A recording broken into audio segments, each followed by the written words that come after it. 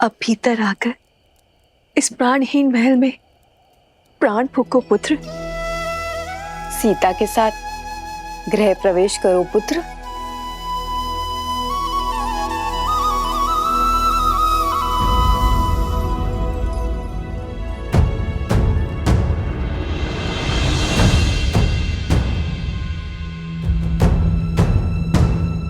क्या हुआ पुत्र? इन हाथों ने पुण्य स्थापित करने के लिए बहुत बड़ा पाप किया है मां।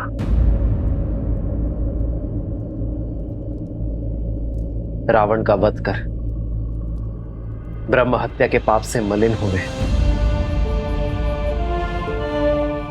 केवल आपकी आरती से ये शुद्ध नहीं होंगे मां।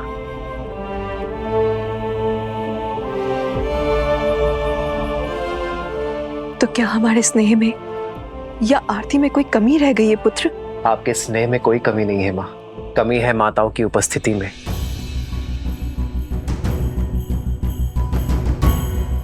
आरती करने वाली एक माता के ना होने में है।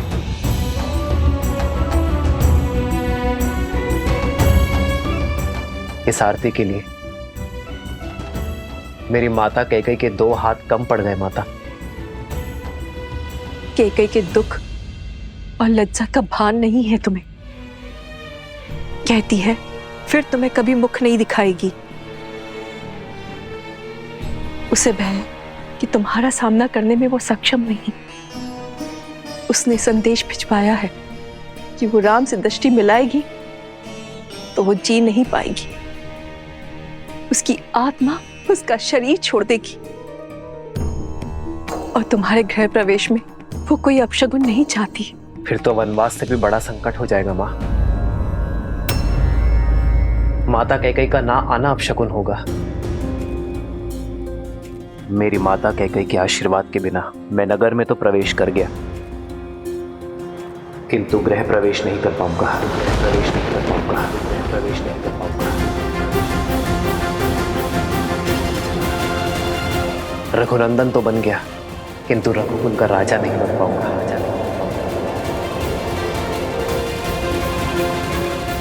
मैं अपनी माता कैकेयी के बिना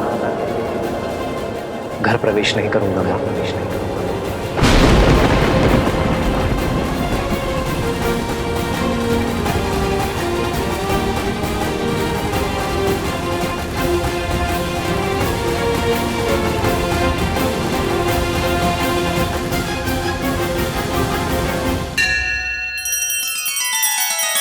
श्री रामचंद्र कृपालु भजु मन हरण भव भय दारुणम। नव कंज लोचन कंज मुख कर कंज पद कंजारुणम। सिया राम, सिया राम, सिया राम, सिया राम, सिया राम, सिया राम। राम आपकी प्रतीक्षा केवल रघुकुल का यह आंगन ही नहीं, अयोध्या का हर आंगन कर रहा था। प्रजा की प्रतीक्षा को परीक्षा में न बदलो पुत्र, आगे बढ़ो। माता कैकेयी की उपस्थिति के बिना कैसे आगे बढ़ूं आचार्य? जिस माता ने बालपन से अपने हृदय में बिठाया, उन माता कैकेयी की अनुपस्थिति में अयोध्या का राज सिंहासन कैसे संभालूं? भैया, सूर्य का धर्म होता है सबके लिए उदय होना, और केवल एक के लिए वह अपने कर्तव्य से पीछे नहीं हट सकता। लज्जा का भार ममता पर हावी है, और इसीलिए रानी कैकेयी ने स्वयं को एक कक्ष तक सीमित कर लिया है। जब मन में ही ग्लानि हो तो आशीर्वाद के लिए हाथ कैसे उठ सकते हैं? और केवल उनके लिए आप अयोध्या की प्रजा को आशीर्वाद देने उठे हाथों की उपेक्षा नहीं कर सकते। आइए ना भैया, गृह प्रवेश कीजिए ना। घर क्या होता है भरत? दीवारें, छत, या वो आश्रय जो सुविधाओं से तो भरा है किंतु उसमें प्रेम का वास नहीं।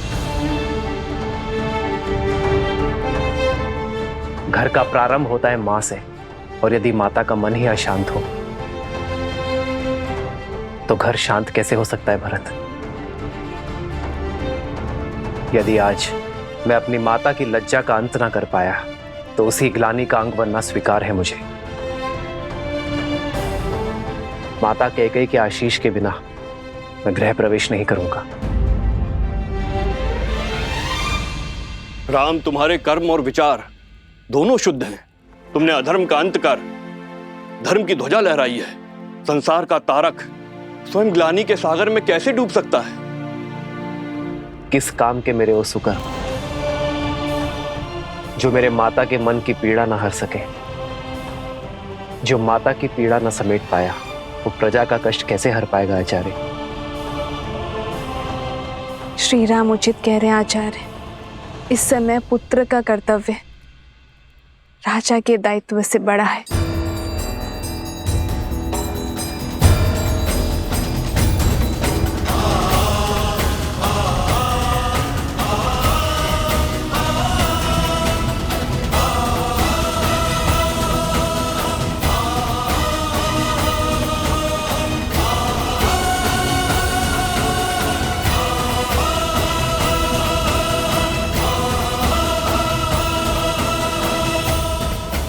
जब तक माता कैकेयी गृह प्रवेश की आरती नहीं करेंगी, सियाराम के पग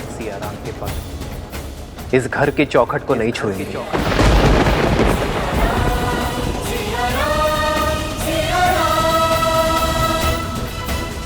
हमें महारानी कैकेयी को बुलाना ही होगा, अन्यथा सूर्यवंश, सूर्य सा तेजस्वी राम खो बैठेगा।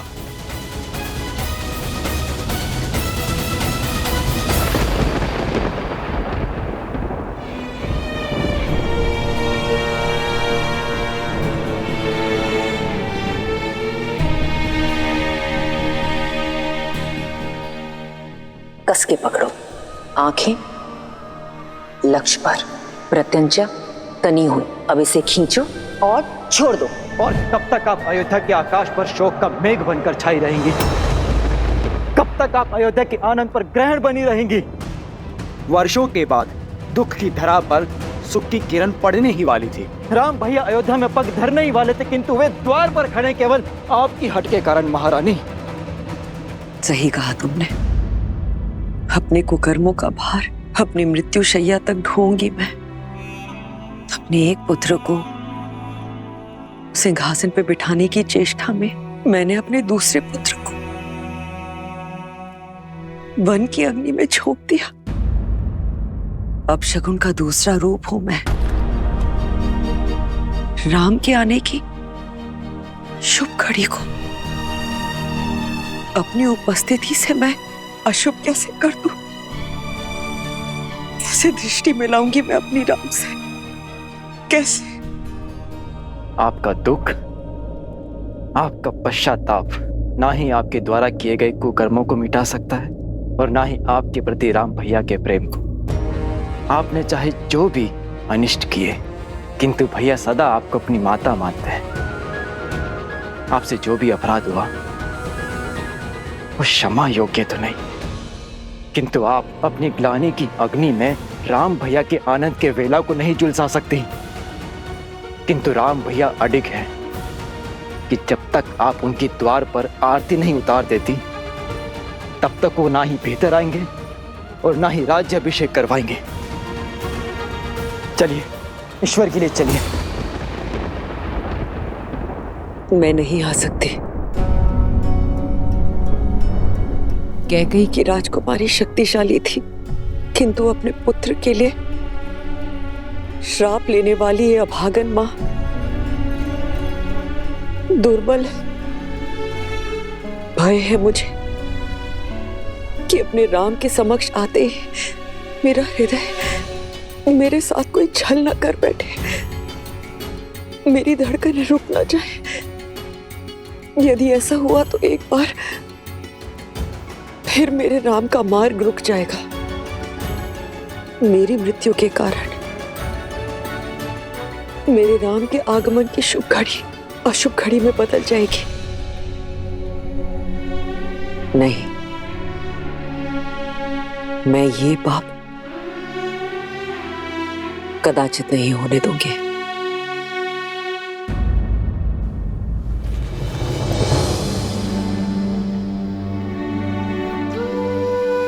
आज प्रेम के आगे ग्लानि को झुकना ही होगा, आपको चलना ही होगा। नहीं चल सकती मैं भरत, क्षमा कर दो मुझे। समझाओ मेरे राम को कि मेरा मन और विवेक मेरे वश में नहीं। अब तो प्रभु से सिर्फ इतनी ही प्रार्थना है कि मैं शीघ्र ही अपने राम को रात सिंहासन पर बैठे हुए देखूं। उसके पश्चात मैं निश्चित रूप से अपने प्राण त्याग सकती हूँ। उसके पश्चात मैं तुम्हारे पिताश्री से क्षमा मांगने परलोक जा सकती हूँ। कदाचित तभी मेरी आत्मा को शांति मिलेगी। क्षमा कर दो भरत, क्षमा करो। निर्बलता के इस क्षण में कैकेयी को विश्वास दिलाने का बल देना नारायण, कैकेयी को राम की दृष्टि मिलने का संबल और उसे आशीर्वाद देने का साहस देना। राम के लिए, अयोध्या के लिए कैकेयी का चित्त शांत करना होगा आपको। उसे ये विश्वास दिलाना होगा कि उसका आशीर्वाद श्राप नहीं, अयोध्या की कल की नींव है। हे भगवान, हमें तारिए। 14 वर्ष तक अयोध्या ने प्रतीक्षा के आंसू पिए हैं। इस प्रतीक्षा का अंत कीजिए। अब क्या होगा? महारानी कैकेयी बाहर आएंगी या नहीं? ना आए तो ही अच्छा है, जिसके कारण हमारे राम ने इतने कष्ट भोगे, महाराज दशरथ ने प्राण त्यागे, उसकी तो छाया हमारे भावी महाराज पे पड़नी भी नहीं चाहिए। सीते, यदि आज माता कैकेयी का सम्मान स्थापित ना हो पाया तो कभी नहीं होगा। संसार यही कहेगा कि अपनी पत्नी का मान बचाने के लिए महायुद्ध लड़ने वाला राम अपनी मां का सम्मान ना बचा पाया। जो भक्त ग्लानि के बेड़ियों में बंधे हो, वो आपके पास कैसे आएंगे आर्य? जब जड़ें सूखी हों तो केवल पत्तों पर पानी डालने से वृक्ष हरा नहीं होता। जड़ों को सींचने से उसके प्राण जागते हैं। आप पहले भी कर चुके हैं आर्य। पहले माता अहिल्या थी, अब माता कैकेयी। आपको उनके सोए हुए मन को जगाना होगा आर्य। यदि पत्नी तुम जैसी धर्मात्मा हो तो व्यक्ति के लिए कोई लक्ष्य असंभव नहीं है सीते। धन्यवाद। श्री राम राम राम श्री राम। महल के स्थान पर ये कहाँ चले गए श्री राम?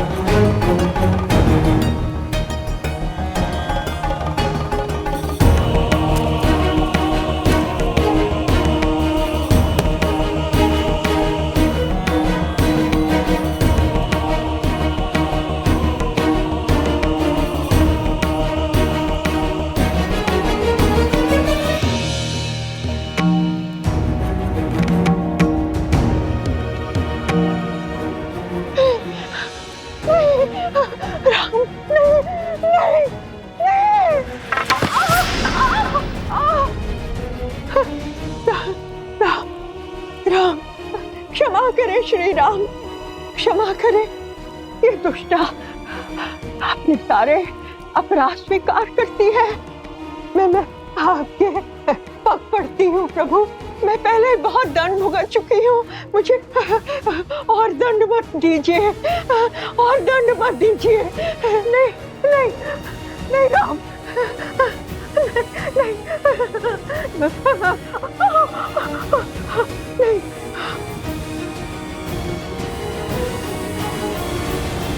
क्या श्री राम क्षमा करेंगे इसे? इतना करने के पश्चात तो रावण को भी क्षमा नहीं मिली थी। इसे तो जितना दंड मिले उतना कम है। यही तो थी जिसने महारानी कैकेयी के मन में अधर्म का, अन्याय का और ईर्ष्या का बीज बोया। प्रिय गणेश, माना कि मंथरा के बोल ही श्री राम के कष्टों का कारण बने, परंतु श्री राम ये बात भली भांति जानते हैं, क्षमा परमो धर्म, क्षमा ही सबसे बड़ा धर्म है। श्री राम रूपी ज्ञान की गंगा में गोते खाने के लिए सज्ज हो जाओ पुत्र। उसे भय मार रहा हो, उसे और क्या दंड दिया जाए? आपका भय ही आपका दंड है मंत्रा। किंतु तुम यहाँ?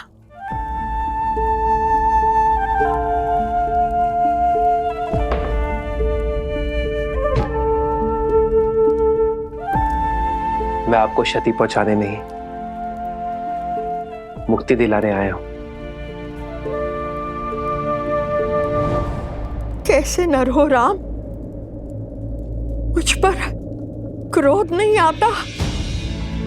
अयोध्या के 14 वर्ष के दुष्काल का कारण हूं मैं।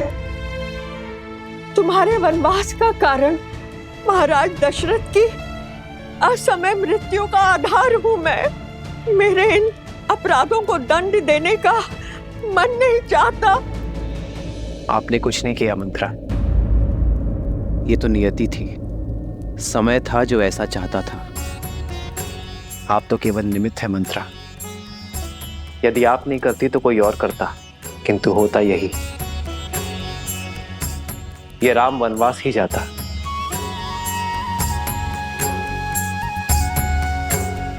निमित्त बनने का दंड तो आप भोग चुकी हैं, अब बारी मुक्ति की है।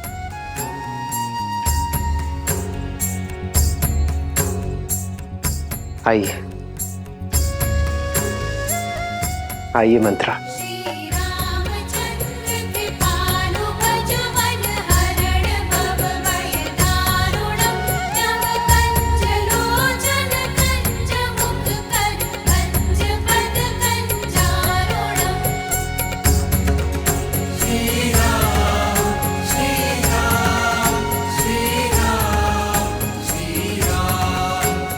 राम राजा बनने वाले हैं, यथा राजा तथा प्रजा। राजा की क्षमा प्रजा के लिए दया और करुणा का उदाहरण बनती है। श्री राम ये जानते हैं कि जो हृदय क्षमा कर सकता है वही हृदय सच्चा न्याय भी कर सकता है। अच्छा, तो मंत्रा को क्षमा कर श्री रामनाथ केवल स्वयं करुणा दिखा रहे हैं, बल्कि अपने प्रजा को भी करुणा का पाठ करा रहे हैं। हाँ पुत्र, श्री राम वो राजा नहीं जो केवल युद्ध जीतकर अपनी शक्ति और राज्य का विस्तार करे। श्री राम तो वो राजा हैं जो मन जीतकर सबके हृदय के सम्राट बनना जानते हैं। और आज मंथरा को क्षमा कर उन्होंने इस संपूर्ण संसार को राम राज्य की एक झलक मात्र दिखाई है। वो राम राज्य जिसकी सबसे बड़ी शक्ति है अपने क्रोध और द्वेष पर विजय पा लेना। अपने इस कृत्य से श्री राम ने संसार को यह दिखा दिया कि एक राजा का सबसे बड़ा बल है क्षमा करना।